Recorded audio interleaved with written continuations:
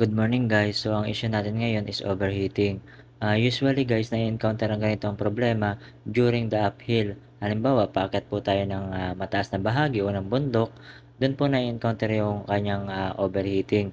So ito, campaign na po siya na magpapalit po tayo ng IPK at mag-update po tayo ng kanyang system ng software ng ECU.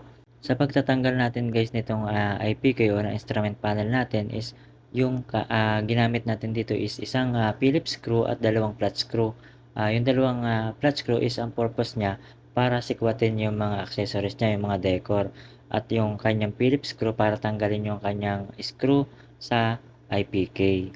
Kapag nagtanggal tayo guys at nagkabit ng ating IPK o nagtanggal tayo ng decor, iwasan po natin magkaroon ng gasgas o magkaroon ng damage yung ating mga tinatanggal para magkaroon po tayo ng quality service at saka ng customer satisfaction. Mapapansin nyo guys, may kasama tayo dito. Hindi pa niya kabisado yung pagtatanggal at saka yung pagkakabit ng kanyang IPK, kaya in-assist natin siya. Nag-demonstration tayo paano tanggalin yan, paano ikabit, para pagka sa kanya na-assign is alam niya na yung gagawin. After nating i-refix yung mga tinanggal natin guys, mag-o-online programming naman tayo. At ang pagpo-program po natin guys, i-check natin yung ating battery health. Kapag nasa good condition po, proceed tayo sa online programming. Pangalawa po, i-check natin ang ating internet connection kung nasa good condition din po ba. Kasi kung halimbawang putol-putol po ang ating internet connection, maaari pong maapektuhan ang ating pag-update ng ating software o ang ating pagpoprogram ng ECU.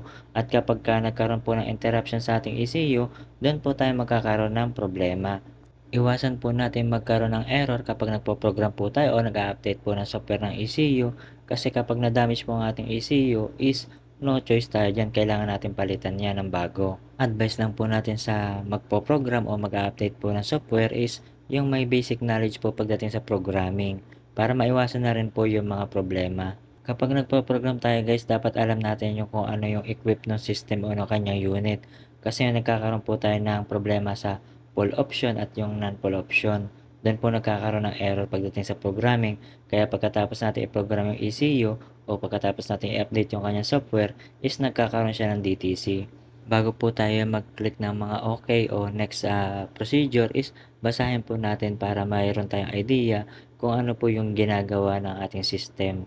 Ang purpose naman po natin dyan kung ba't binabasa natin yung mga nakasulat na lumalabas sa ating scanner is para maiwasan po natin yung corrupt ng ating software.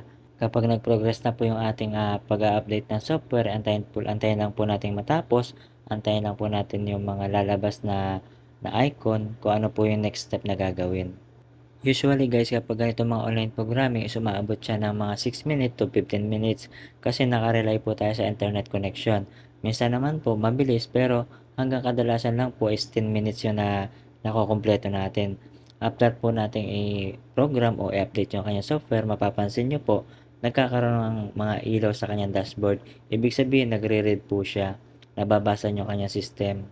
So bali guys, dalawang in-update natin dito. Unang-una yung kanyang ECU at pangalawa yung kanyang IPK. Yung IPK po ay kinonfigurate natin dahil po sa kanyang language para matranslate po natin sa Arabic, English to Arabic po. After po natin mag-update ng software, i-check po natin kung may DTC po tayo. Kung may DTC po siya, ibig sabihin mali po yung ating nagawa, at kung may nakailaw pong indicator sa ating instrument panel. Yun lamang po at maraming salamat sa inyong panonood at pag-share ng aking mga videos.